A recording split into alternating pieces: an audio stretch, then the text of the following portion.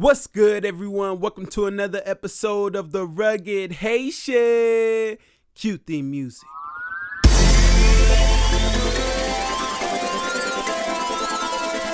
I tell you what, man, this is my favorite part.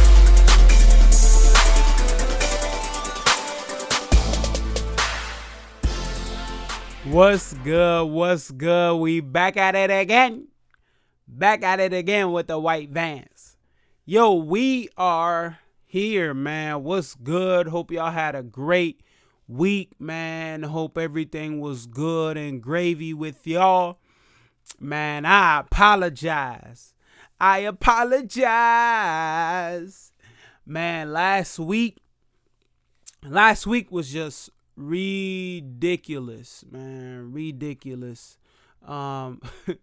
That actually reminds me of the show that I watched with my kids, Miraculous Ladybug, The Adventures of the Miraculous and Ladybug and Cat Noir. I think that's how it goes. But man, it's this girl in there that her name's Chloe, and she always goes, "That's ridiculous, utterly ridiculous."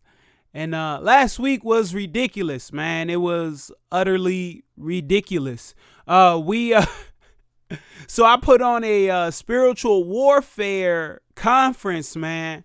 And basically what it was we were going to get together. I made it a whole event.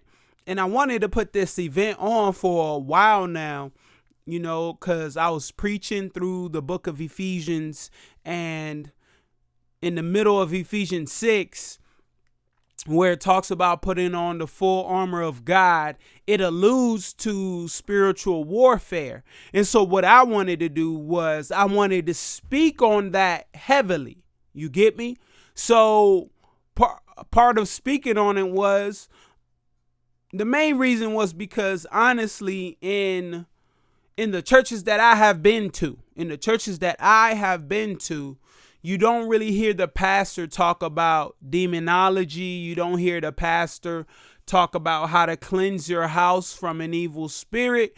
You don't really hear any sermons on demonic forces and spiritual attacks and what to do to defend yourself and protect yourself in them while it is going on. And so I figured the best time to do it would be to have a little conference. And so we had that conference Saturday, but man, everything went wrong that week that I wanted to cancel it all together. You feel me? And we had a good turnout. We had about 25 to 30 people there. And it was nice. And so really what I'm going to talk about today is spiritual warfare and how prevalent and important it is for us to talk about and address. You feel me? Because at the end of the day, we're spiritual beings. So what that means is half our battles are being done in the spiritual realm instead of the physical, which we think we operate 100% in, which is not true. I don't care if you worship crystals, if you burn sage, I don't care if you worship crystals, burn sage, read cards, or whatever spiritual type. Read the zodiacs. It doesn't matter. At the end of the day, when you do certain things like that, you tap into the spiritual and whatnot. That's really just it. And so being able to speak on that is important. Well, at least I believe it's important to speak on the effects that these different acts can have on us. And I do include Christianity in that. You feel me? All major world religions have a spiritual side that they unintentionally address. For the Christians, it's spiritual warfare. For those who worship crystals, it is bringing in and manifesting good energy, spirits. For those who are into yoga, the religion, not the exercise, it is focusing on centralizing your body and your chakras to help manifest and have a good life, which is also spiritual. For the woke Egyptian who has the ankh around their neck, and and they worship the gods of Egypt, that's very spiritual. And for who else, man? Who can I call out?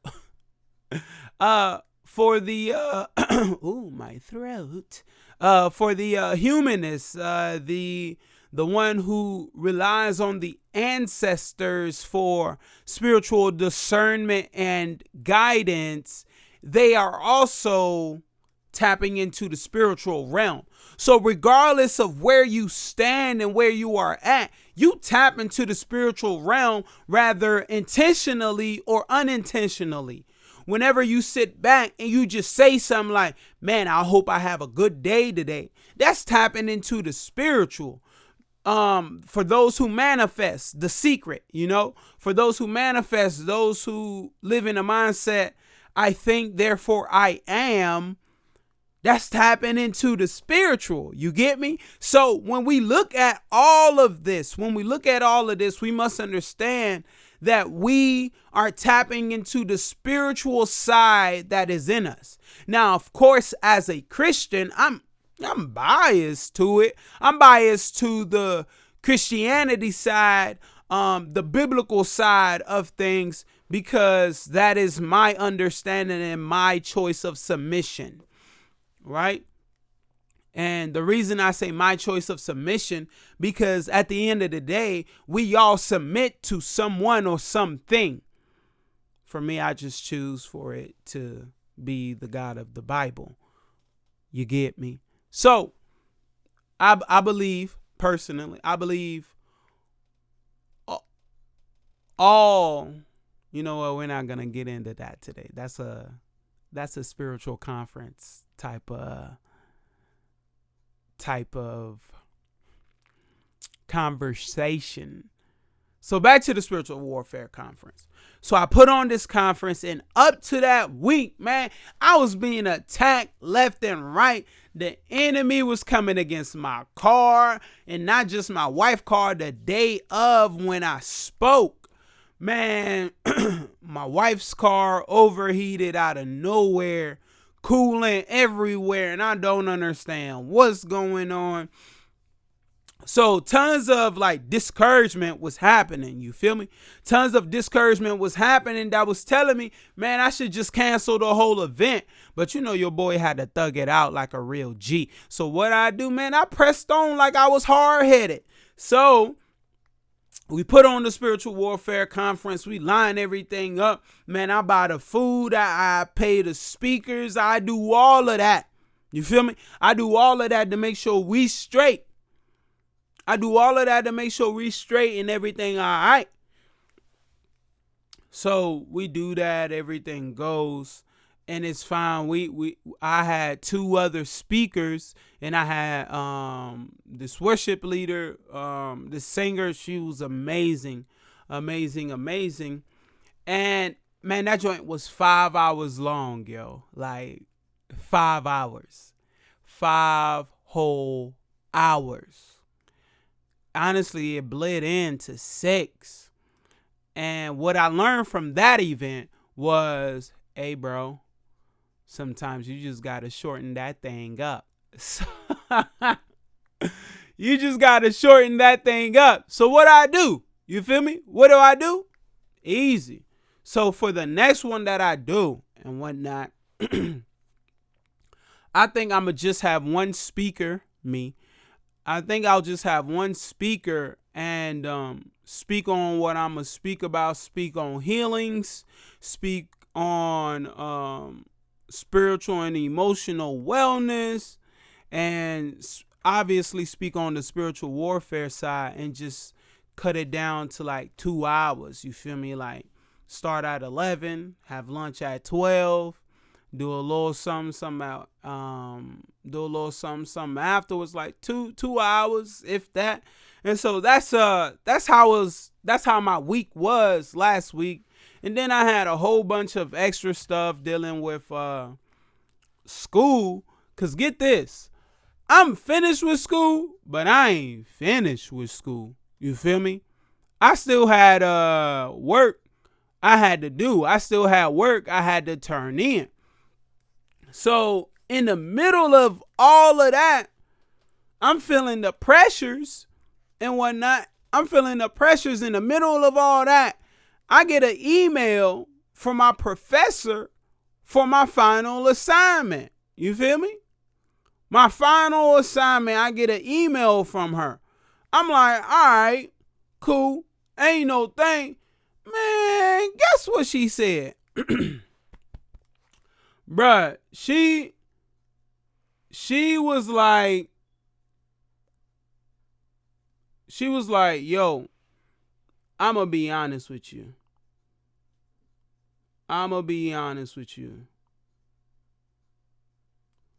You ain't about to pass. Straight like that. Cause this course, you feel me? This course, like, literally is all that I needed. It's all that I needed, man. Yo, this course was all that I needed. And she hit me with I'ma keep it a buck with you. You ain't feeling the pass. And I'm like, I done put all my work and effort for this joint, yo. I did what you asked me to do. You was doubting me. You feel me? You was doubting me. You put me out. You did me dirty. Like, literally, man, the whole time, every single time she would email me, it was never good news, bro. Man, I was in seminary for 3 years, yo. 3 years.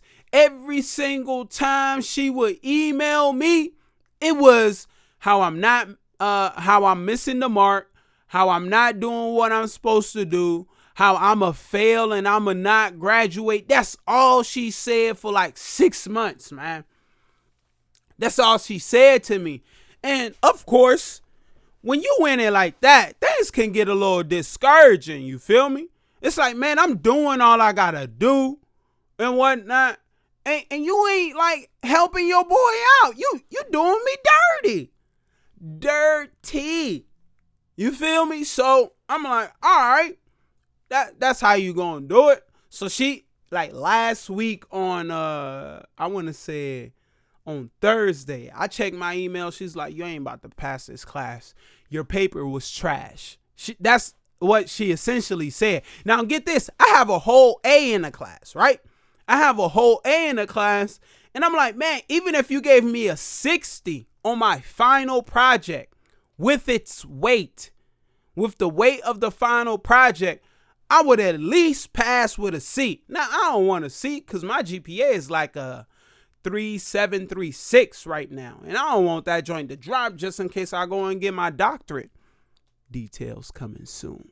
And so I'm like, yo, come on, man. You ain't got to do me like that. I'm like, at least give me the 60. If my paper is that bad, this is graduate work, you feel me? I'm like, I know I ain't never turned in a paper in my graduate career.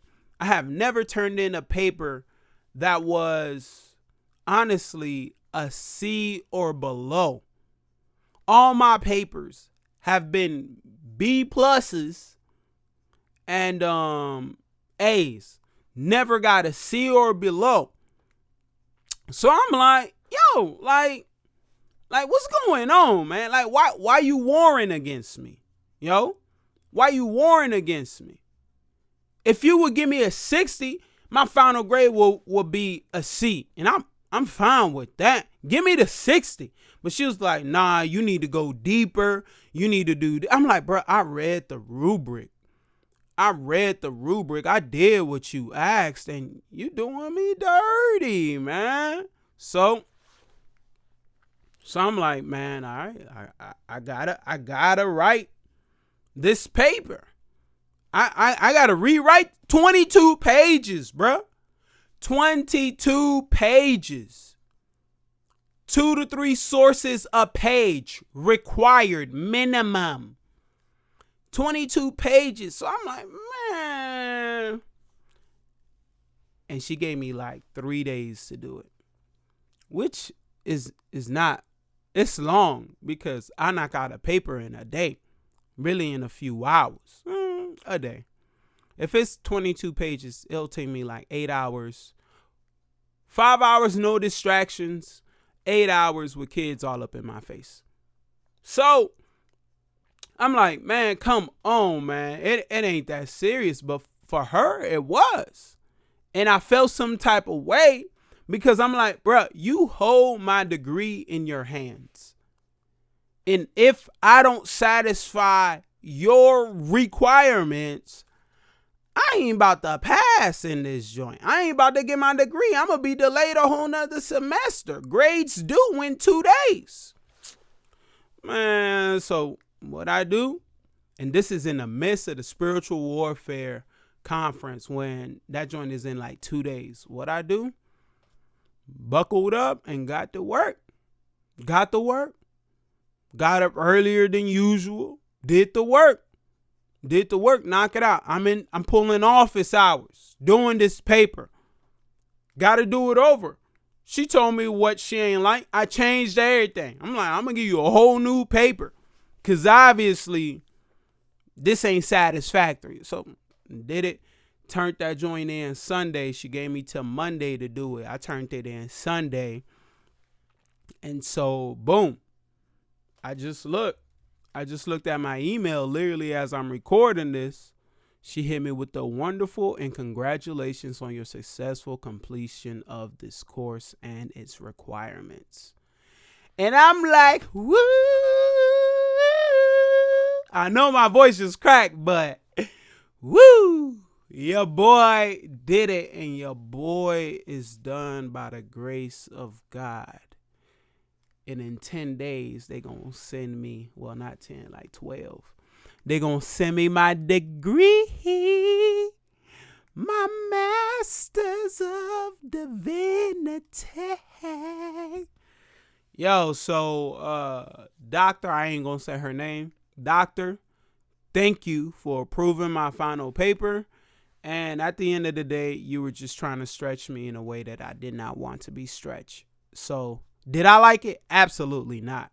But thank you. And my negative attitude was just, I had a lot going on that week. So, no, I did feel you were up against me with everything. So, I'm glad I passed. I don't even know what my final grade is because I just checked it and it's still what it was. So I need to see what she puts in and whatnot. But that was all that went on. I had car troubles, both cars. You know it's bad when both cars go under. You feel me? So now I'm like, man, I gotta get this car fixed. Then I gotta get this car fixed.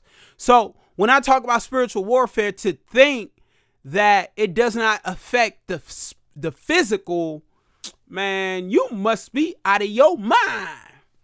But that's just how it is, man. And really, that's what I have for y'all. Oh.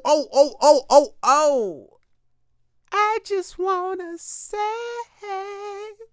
yo, I know that was bad singing. Don't come at me. But all my listeners, I want to thank you. Man, we're still going to do something ridiculous for the 100th episode. But all my listeners, man, y'all been riding with me since 4 flats on the Cadillac. Yo, you are officially listening to a published author, homie. What is a What is a published author? Someone who has a book published. Yeah. Man, so I told y'all, man, this was a few episodes back how I was working on a book. And that book is finally a reality. It is done. We found a publishing company that we liked and that will work with us. And we established a contract of multiple books. And so this ain't the first book that's going to come out this year. I think this year we're going to put out at least 2, but we might hit 3. Because I've written 3 books now. Only 1 has been published. So 2 are in the back burner. Because it was a long process. It was a long editing process. It was a long formatting process. And now we are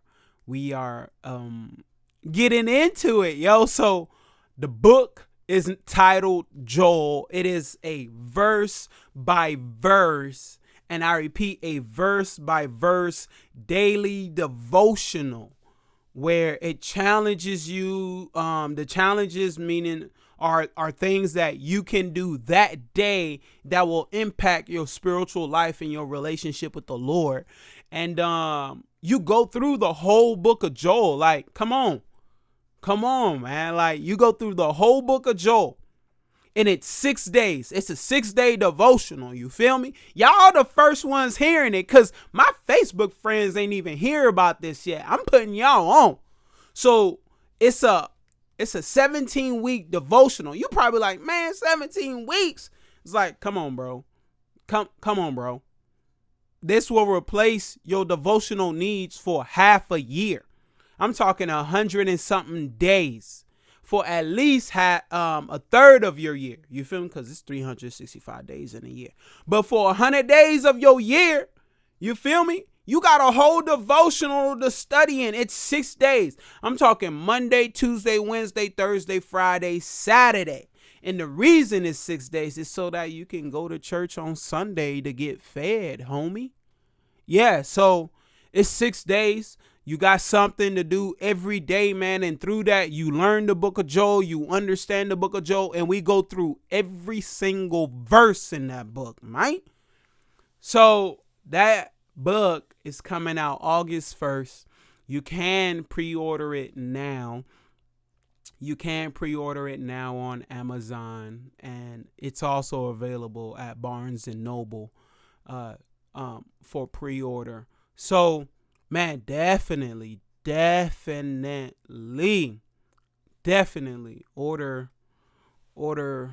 the book, man. Get it, yo, get it. And it's a little tidbit, but we're also gonna have journals too, because at the bottom of each day there's a reflection, and you ain't got no room to write in that little space. So we're gonna have a journal too that you can buy with the book, so that you can write down your thoughts and your full reflection. So, man, I hope that you are blessed by it. And yeah, August 1st, get that joint or pre-order it now. Yo, this ain't no game, man. I need y'all to buy this book. So, thank you all for tuning in to another episode of The Rugged Haitian. Peace.